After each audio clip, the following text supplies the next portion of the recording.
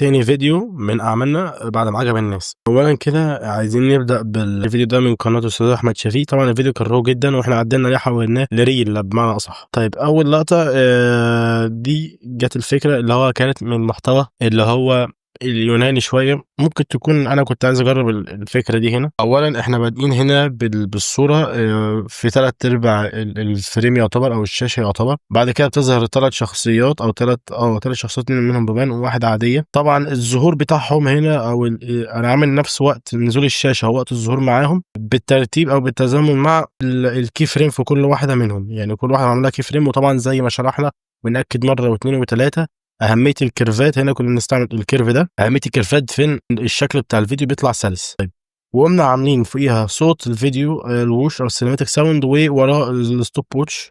بعد كده قمنا عاملين فن يو جي سي. وفي يو جي سي بتظهر فين؟ على اليافطه. طبعا اليو جي سي اللي بتظهر على اليافطه دي كنا عاملينها برده بخط ديفرنس. طبعا الخط هنا برده مستعمل ديفرنس وشرحنا في الفيديو اللي فات ازاي تمدد الخط ده. فلو ما شفتش ارجع شوف الفيديو. وكملنا الخط كده وبعد كده ظهر. بعد كده نقلنا على الفيديو تاني. طبعا احنا الفيديو ما كانش متوسطن فاحنا كنا بنعمل له كات عشان نخلي الفيديو او الشخصيه نفسه الشخص نفسه في النص. وبعد كده عملنا زوم اوت عشان يبقى فيها نوع من الانيميشن. وبعد كده استعملنا الصوت او الساوند افكت المستعمل على الكلام وهو الجير او النقله بتاعه التروس بمعنى اصح. هنا طبعا الخط طبعا بنعمله دبليكيت على طول صانع محتوى يو جي سي. وبرضه هنا انا بتعمد الطريقه اللي هو بتاع ايه بيجي من جنب يبقى واحد عكس التاني. مثلا يجي من اليمين التاني بيجي من الشمال وعكسه. حتى برضه لما في ساعه لما بيجي يختفي نفس الكلام نفس التمرين تاني. نفس الورقه كان بيقول لي انت مش محتاج كاميرا بروفيشنال كاميرا سمائيه. هنا طلعنا الكاميرا وبرضه بالكي فريم. كله يعتبر كل حركات الانيميشن بالكي فريم هنا. والجير بوكس او الجير كليك الصوت بتاعها. وبعد كده كاميرا.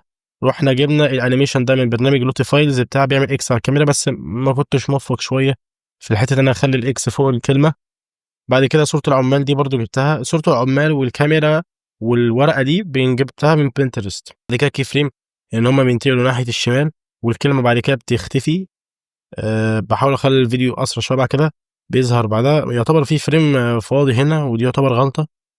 بعد كده ابسط من كده بكتير عملناها نفس الكلام من غير انيميشن. بعد كده عملنا اوفرلاي او ترانزيشن عشان يبقى الموضوع نوعا ما سلس شويه.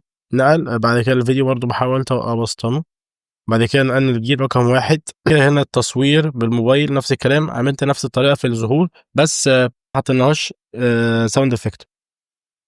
نقلتين هنا لقيته بيقول نور شمس. فجه في دماغي ان احنا نعمل فيديو برايت شويه او نضيف نور شمس. وبرضه حطيت صوت اسمه الشاين.